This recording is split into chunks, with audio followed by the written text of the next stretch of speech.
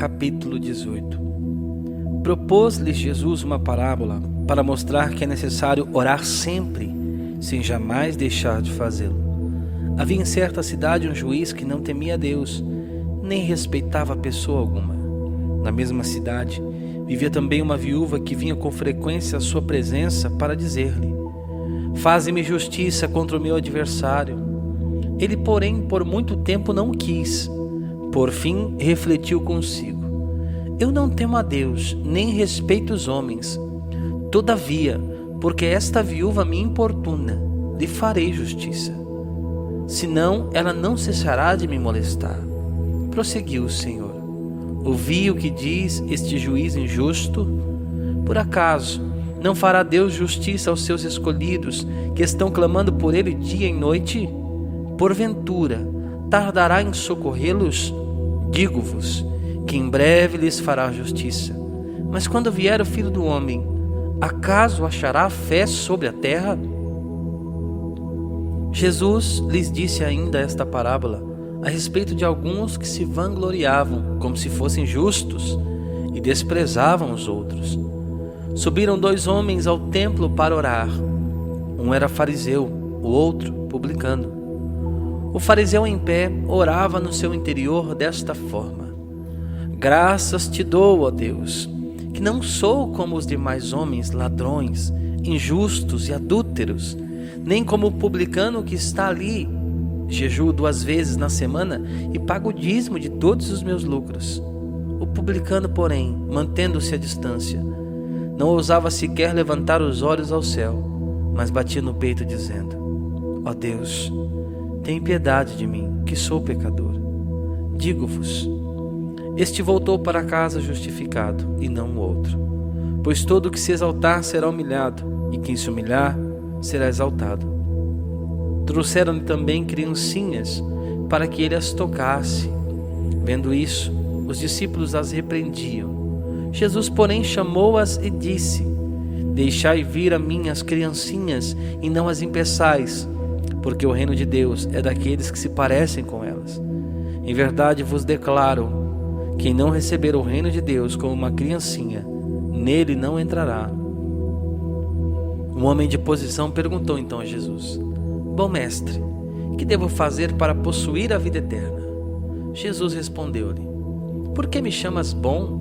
Ninguém é bom, senão só Deus. Conheces os mandamentos: não cometerás adultério, não matarás, não furtarás, não dirás falso testemunho, honrarás pai e mãe.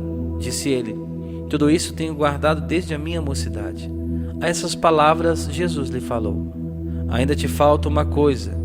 Vende tudo que tens, dá-o aos pobres e terás um tesouro no céu. Depois vem e segue-me. Ouvindo isso, ele se entristeceu, pois era muito rico. Vendo-o entristecer-se, disse Jesus: como é difícil aos ricos entrar no reino de Deus. É mais fácil passar o camelo pelo fundo de uma agulha do que um rico entrar no reino de Deus. Perguntaram os ouvintes: quem então poderá salvar-se? Respondeu Jesus: o que é impossível aos homens é possível a Deus. Pedro então disse: vê, nós abandonamos tudo e te seguimos. Jesus respondeu: em verdade vos declaro, ninguém há que tenha abandonado por amor do reino de Deus sua casa, sua mulher, seu irmão, seus pais ou seus filhos, que não receba muito mais neste mundo e no mundo vindouro a vida eterna. Em seguida Jesus tomou à parte os 12 e disse-lhes: eis que subimos a Jerusalém. Tudo que foi escrito pelos profetas a respeito do Filho do Homem será cumprido.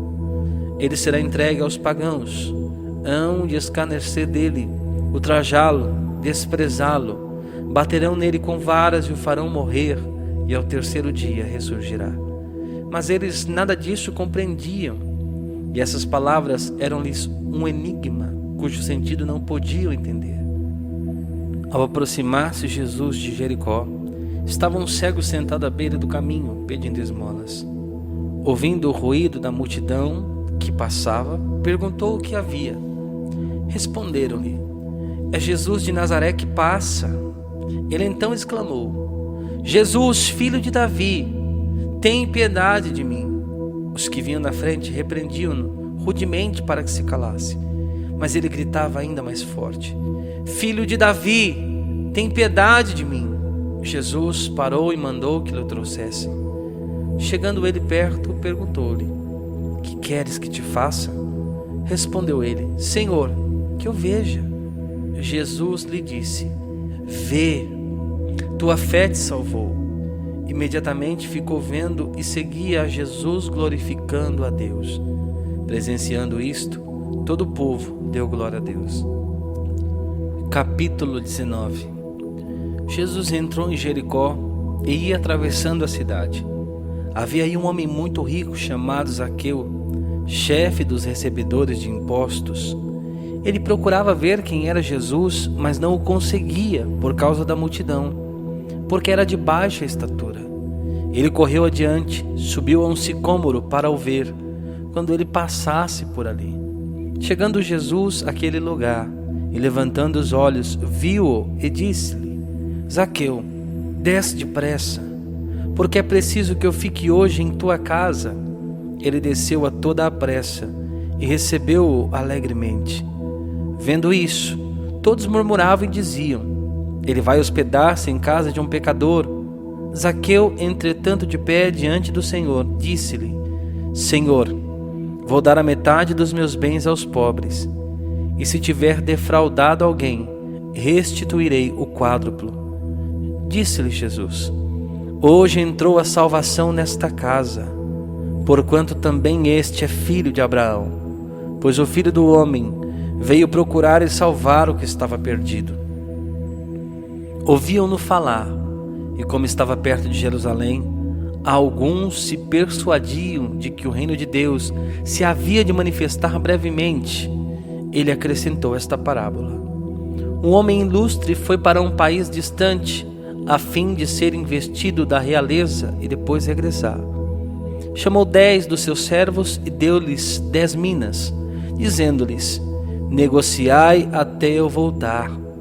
Mas os homens daquela região odiavam-no e enviaram atrás dele embaixadores para protestarem: Não queremos que ele reine sobre nós.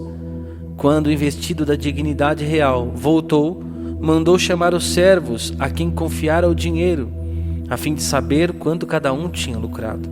Veio o primeiro: Senhor, teu dinheiro rendeu 10 vezes mais.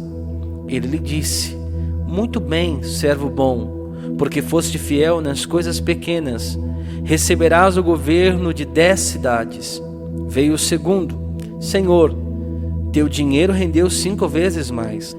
Disse a este: Sê também tu governador de 5 cidades. Veio também o outro: Senhor, aqui tens teu dinheiro, que guardei embrulhado num lenço, pois tive medo de ti, por seres homem rigoroso, que tiras o que não puseste e ceifas o que não semeaste. Replicou-lhe ele: Servo mau, pelas tuas palavras te julgo. Sabias que sou rigoroso, que tiro o que não depositei e ceifo o que não semeei? Por que, pois, não puseste o meu dinheiro num banco? Na minha volta eu o teria retirado com juros. E disse aos que estavam presentes: Tirai-lhe a mina e dai ao que tem 10 minas. Replicaram-lhe: Senhor, esse já tem 10 minas. Eu vos declaro: a todo aquele que tiver, lhe será dado, mas ao que não tiver, lhe será tirado até o que tem.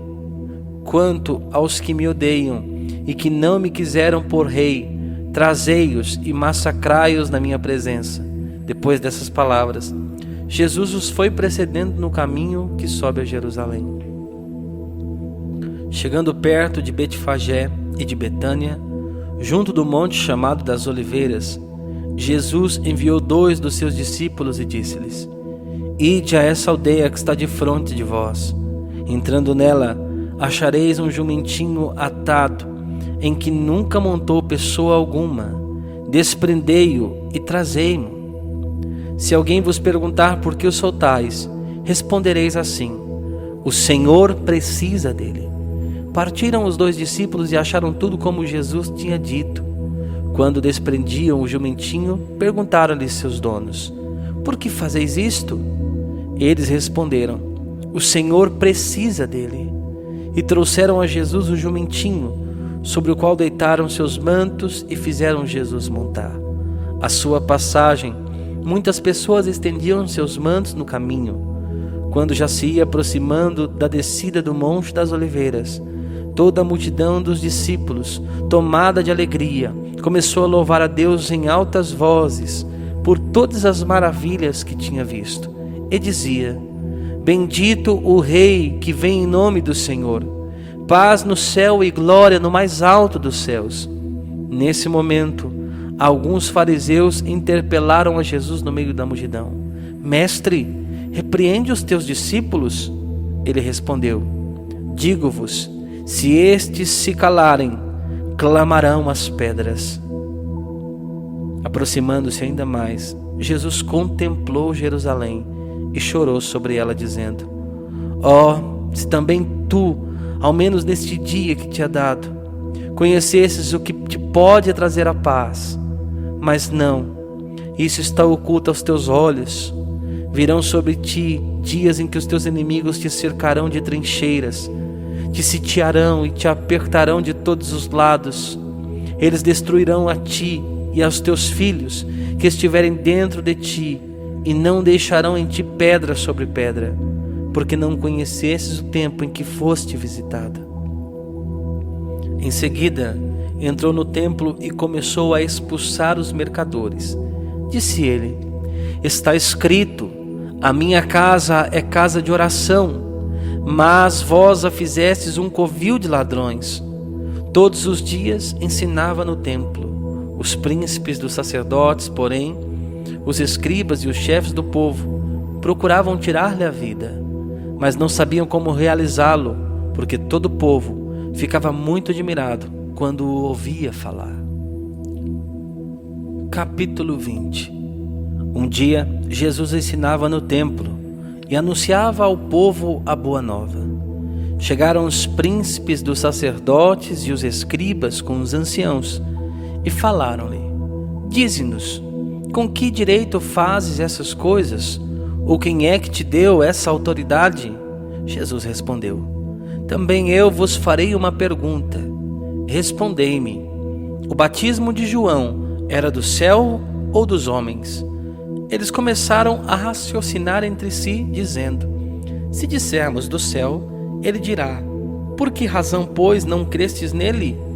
Se, porém, dissermos dos homens, todo o povo nos apedrejará, porque está convencido de quem João era profeta. Responderam por fim que não sabia de onde era. Replicou-lhes também Jesus: nem eu vos direi com que direito faço estas coisas. Então Jesus propôs-lhes esta parábola: um homem plantou uma vinha, arrendou-a a vinhateiros e ausentou-se por muito tempo para uma terra estranha. No tempo da colheita, enviou um servo aos vinhateiros para que lhe dessem o produto da vinha. Estes o feriram e o reenviaram de mãos vazias. Tornou a enviar outro servo. Eles feriram também a este, ultrajaram-no e despediram-no sem coisa alguma. Tornou a enviar um terceiro. Feriram também este e expulsaram-no. Disse então o senhor da vinha: que farei? Mandarei meu filho amado, talvez o respeitem. Vendo, porém, os vinhateiros discorriam entre si e diziam: este é o herdeiro, matemo-lo para que se torne nossa a herança. E lançaram-no fora da vinha e mataram-no. Que lhes fará, pois, o dono da vinha? Virá e exterminará esses vinhateiros e dará vinha a outros. A essas palavras disseram: que Deus não o permita. Mas Jesus, fixando o olhar neles, disse-lhes: que quer dizer então o que está escrito? A pedra que os edificadores rejeitaram tornou-se a pedra angular. Todo o que cair sobre esta pedra ficará despedaçado, e sobre quem ela cair, este será esmagado. Naquela mesma hora, os príncipes dos sacerdotes e os escribas procuraram prendê-lo, mas temeram o povo. Tinham compreendido que se referia a eles ao propor essa parábola. Puseram-se então a observá-lo e mandaram espiões que se disfarçassem em homens de bem, para armar-lhe ciladas e surpreendê-lo no que dizia, a fim de o entregarem à autoridade e ao poder do governador. Perguntaram-lhe eles: Mestre, sabemos que falas e ensinas com retidão, e que sem fazer acepção de pessoa alguma, ensinas o caminho de Deus segundo a verdade. É-nos permitido pagar o imposto ao imperador ou não? Jesus percebeu a astúcia e respondeu-lhes: Mostrai-me um denário. De quem leva a imagem e a inscrição? Responderam: De César. Então lhes disse: Dai, pois, a César o que é de César, e a Deus o que é de Deus. Assim, não puderam surpreendê-lo em nenhuma de suas palavras diante do povo. Pelo contrário, admirados da sua resposta, tiveram de calar-se. Alguns saduceus que negam a ressurreição aproximaram-se de Jesus e perguntaram-lhe: Mestre, Moisés prescreveu-nos: se alguém morrer e deixar mulher, mas não deixar filhos, case-se com ela o irmão dele e dê descendência ao seu irmão. Ora, havia 7 irmãos. O primeiro dos quais tomou uma mulher, mas morreu sem filhos. Casou-se com ela o segundo, mas também ele morreu sem filhos. Casou-se depois com ela o terceiro, e assim sucessivamente todos os 7, que morreram sem deixar filhos. Por fim, morreu também a mulher. Na ressurreição, de qual deles será a mulher? Porque os 7 a tiveram por mulher. Jesus respondeu: Os filhos deste mundo casam-se e dão-se em casamento. Mas os que serão julgados dignos do século futuro e da ressurreição dos mortos não terão mulher nem marido. Eles jamais poderão morrer, porque são iguais aos anjos e são filhos de Deus, porque são ressuscitados.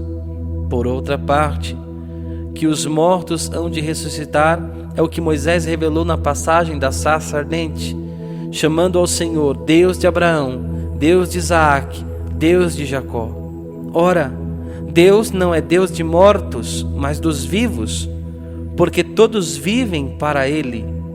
Alguns dos escribas disseram então: Mestre, falaste bem. E já não se atreviam a fazer-lhe pergunta alguma. Jesus perguntou-lhes: Como se pode dizer que Cristo é filho de Davi? Pois o próprio Davi, no livro dos Salmos, diz: Disse o Senhor a meu Senhor: Senta-te à minha direita, até que eu ponha os teus inimigos por escabelo dos teus pés. Portanto, Davi o chama de Senhor. Como, pois, é ele seu filho? Enquanto todo o povo o ouvia, disse a seus discípulos: Guardai-vos dos escribas, que querem andar de roupas compridas e gostam das saudações nas praças públicas, das primeiras cadeiras nas sinagogas e dos primeiros lugares nos banquetes, que devoram as casas das viúvas, fingindo fazer longas orações. Eles receberão castigo mais rigoroso.